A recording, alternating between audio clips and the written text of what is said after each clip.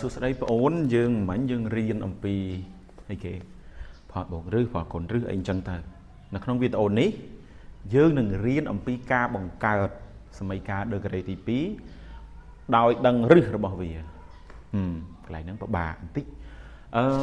ខ្ញុំឲ្យជារូបមន្តឬក៏លក្ខណៈហ្មងទៅប្រសិនបើហ្នឹងហើយប្រសិនបើយើងមានអីគេបើយើងមានរឹស alpha និង beta ហ្នឹងហើយបើយើងមានរឹស alpha និង beta នោះយើងអាចបង្កើតសមីការហ្នឹងហើយនោះយើងអីគេយើងអាចបង្កើតសមីការដឺក្រេទីប៉ុន្មានទី2បាទសមីការដឺក្រេទី2មានរាងអី x ការ៉េដក s sx បូក p ស្មើ0ដែល s ស្មើ alpha បូក beta ហើយ p ស្មើនឹង alpha គុណ beta នឹងគឺជាអ្វីដែលអ្នកនរគួរតែកំណត់ចំណាំជាការពិតក្នុងការបកស្រាយពីអាហ្នឹងវាពិបាកអ្នកនរអាចនឹងធុញឥឡូវចូលលំហាត់ហ្មងតើឧទាហរណ៍ថាលំហាត់យើងមានខ្ញុំមានសមីការមួយដែលសមីការមួយមានន័យថាសមីការដឺក្រេទី2បាទសមីការដឺក្រេទី2មួយដែលមានរឹសហ្នឹងហើយមានរឹសមាន alpha របស់វាស្មើនឹង2ទៅ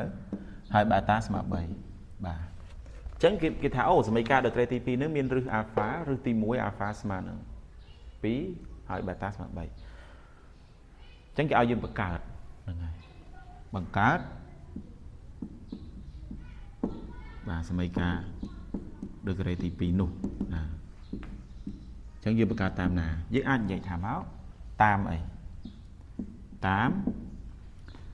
x ការ៉េដក sx បូក p ដែលអីដែល s ស្មើ alpha បូកអី beta ហើយ p ស្មើនឹង alpha គុណ beta តោះគ្នាកន្លែងនេះខ្ញុំចង់ប្រាប់ចេះដើម្បីបង្កើតវាបានមិនមានរឿងច្រើនទេតោះគ្នាគ្រាន់តែយករឹសទាំងពីរនឹងបូកគ្នាហើយគុណគ្នាមកហ្នឹងហើយអញ្ចឹងយើងអាចថាមក s ស្មើប៉ុន្មានបូកគ្នា2បូក3វាស្មើ5មែនទេចុះ p 2គុណ3ស្មើប៉ុន្មានស្មើជាមួយនឹង6អញ្ចឹងយើងទាញបានហើយនោះសមីការយើងគឺអីសមីការគឺ x ការ៉េដក 5x បូកប៉ុន្មានបូក6ស្មើ0ប៉ុណ្្នឹងឯងប្របាអីអត់ទេដល់មានន័យថាក្នុងករណីណាក្នុងករណីដែលគេប្រាប់រឹសយើងអញ្ចឹងគោលដៅរបស់យើងគឺរកអីរក alpha បូក beta ហើយនឹង alpha គុណ beta អញ្ចឹងវិធីហ្នឹងលោកយើងហៅមួយទៀតគេហៅទ្រឹស្ដីបទបញ្ញត្តិហ្នឹងហើយដែល s គឺជាផលបូករឹស